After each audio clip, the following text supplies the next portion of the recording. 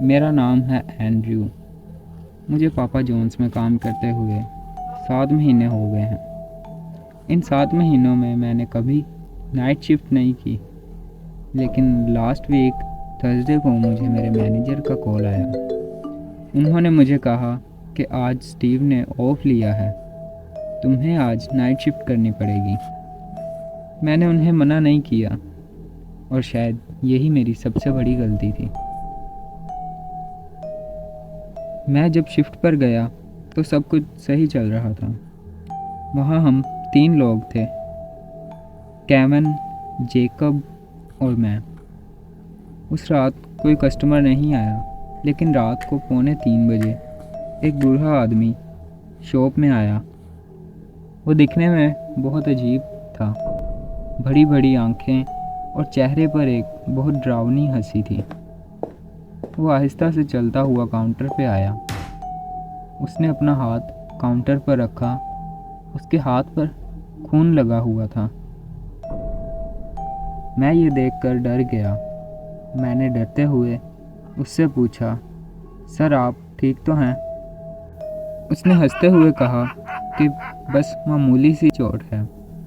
मैं उससे बोला, सर मैं आपकी क्या मदद कर सकता हूँ?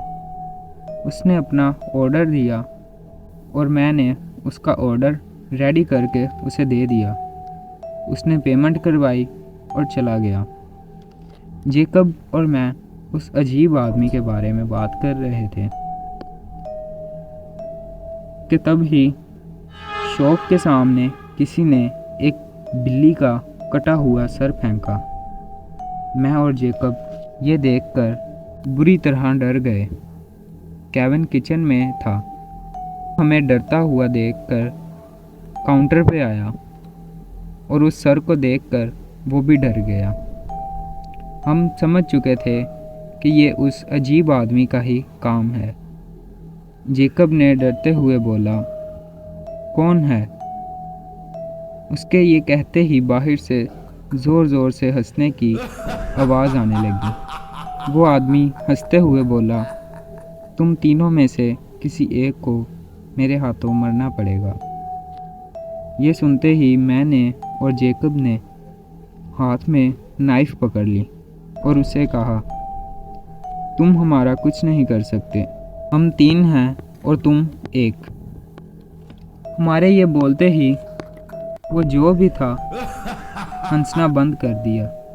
उसकी हंसी को बंद हुए आधा घंटा हो गया था। हमें लगा वो डर के चला गया है। हमने डिसाइड किया कि हम मिलकर बाहर जाएंगे, ये कंफर्म करने कि वो चला गया है।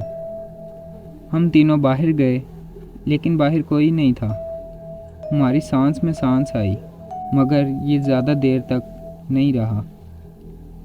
अचानक फिर से हंसने की आवाज़ आने लगी। हम डर गए और एकदम पीछे मुड़कर देखा तो वही आदमी खड़ा हंस रहा था। उसकी आंखें खून की तरह लाल थी और वो अकेला नहीं था।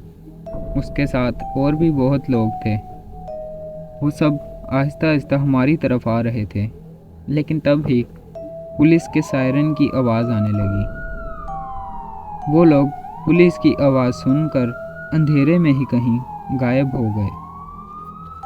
जब उस आदमी ने हम में से किसी एक को मारने का कहा तो केविन ने पुलिस को कॉल कर दी थी।